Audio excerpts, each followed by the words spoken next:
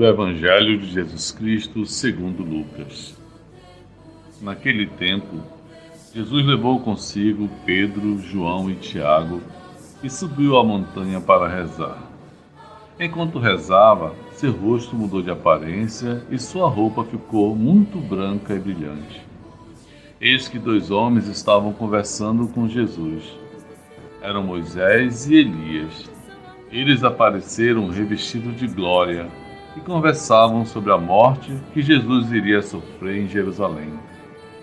Pedro e os companheiros estavam com muito sono. Ao despertarem, viram a glória de Jesus e os dois homens que estavam com ele. E quando esses homens se iam afastando, Pedro disse a Jesus: Mestre, é bom estarmos aqui. Vamos fazer 3 tendas, uma para ti, outra para Moisés e outra para Elias. Pedro não sabia o que estava dizendo. Ele estava ainda falando quando apareceu uma nuvem que os cobriu com a sua sombra. Os discípulos ficaram com medo ao entrarem dentro da nuvem. Da nuvem, porém, saiu uma voz que dizia: Este é meu filho, o escolhido. Escutai o que ele diz. Enquanto a voz ressoava, Jesus encontrou-se sozinho. Os discípulos ficaram calados e naqueles dias não contaram a ninguém nada do que tinham visto. Dos sermões de São Leão Magno, Papa. Por meio de Moisés foi dada a lei, mas a graça e a verdade nos chegaram através de Jesus Cristo. O Senhor manifesta sua glória na presença de testemunhas escolhidas e de tal modo fez resplandecer o seu corpo, semelhante ao de todos os homens, que seu rosto se tornou brilhante como o sol e suas vestes brancas como a neve.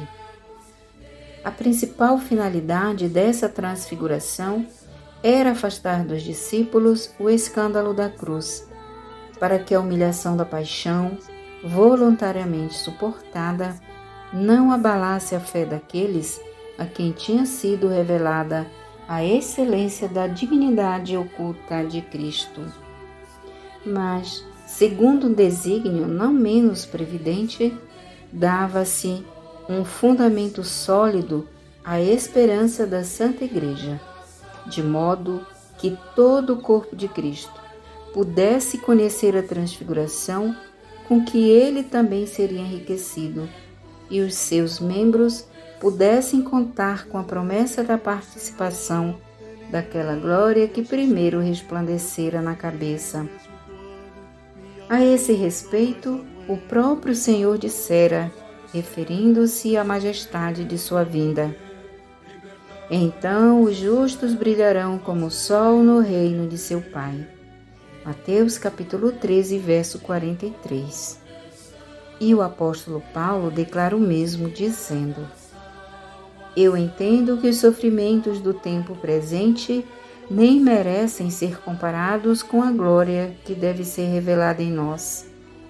Romanos capítulo 8, verso 18. E ainda: Vós morrestes e a vossa vida está escondida com Cristo em Deus.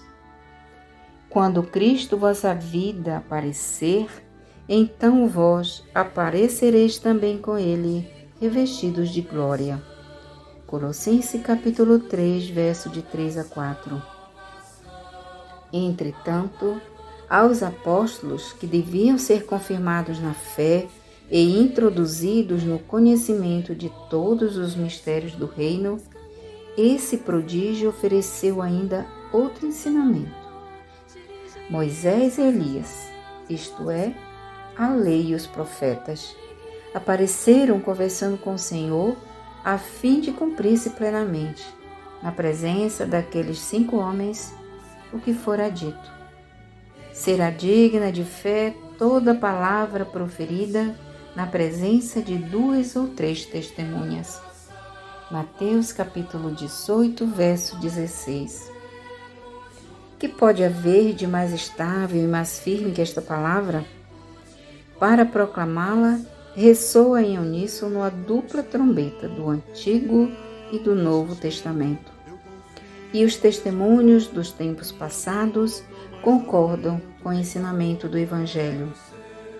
Na verdade, as páginas de ambas as alianças confirmam-se mutuamente, e o esplendor da glória presente mostra, com total evidência, aquele que as antigas figuras tinham prometido sob o véu dos mistérios.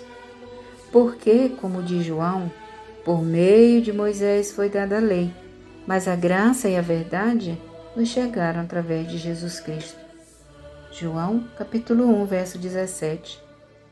Nele cumpriram-se integralmente não só a promessa das figuras proféticas, mas também o sentido dos preceitos da lei, pois pela sua presença mostra a verdade das profecias e pela sua graça torna possível cumprir os mandamentos.